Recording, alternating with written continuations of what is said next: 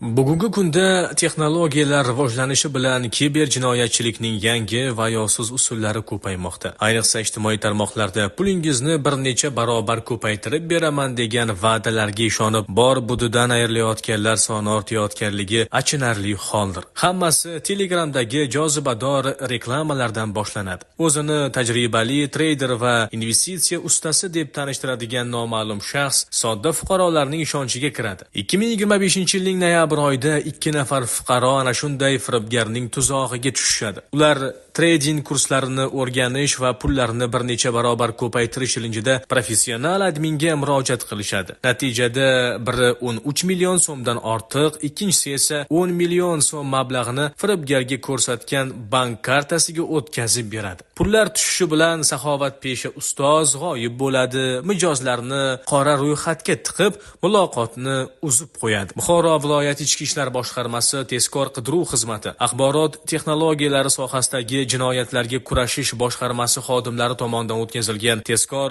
texnik tadbirlar natijasida jinoyatning iziga tushildi. Eng hayratlanarlisi, bu keng ko'lamli firibgarlik sxemasi ortida hali hayotning oq qorasini tanib ulgurmagan, endigina maktabni tugatgan, voyaga yetmagan 17 yoshli yigitcha turganligi aniqlandi. Qashqadaryo viloyatida yashirinib yurgan ushbu uchar o'smir qo'lga olinganda, uning yonidan ashyoviy dalil sifatida so'nggi rusumdagi iPhone 17 Pro telefoni va bank kartalari topildi. Tekshiruvlar davomida uning tavakkalchilikka asoslangan trading faoliyati bilan shug'ullanib kelayotganligi aniqlandi. Shuningdek, uning Telegramdagi kanali 2800 ga yaqin a'zoga ega ekanligi, u allaqachon 280 dan ortiq kishini aldab, so'ngra ularni bloklab yuborgani ma'lum bo'ldi. Ushbu yosh firibgar nafaqat buxoroliklarni, balki butun respublika bo'ylab yuzlab insonlarni chuv tushirgan bo'lishi mumkin. Hozirda gumonlanuvchiga nisbatan O'zbekiston Respublikasi Jinoyat kodeksining 168-moddasi 3-qismi G bandi bilan jinoyat ishi qo'zg'atilib, uning boshqa yashirin jinoyatlarni fosh etish bo'yicha tergov harakatlari davom ettirilmoqda.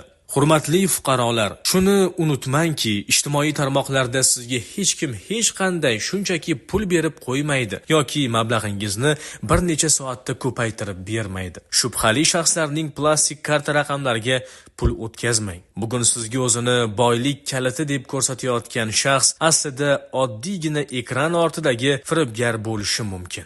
Ogoh bo'ling.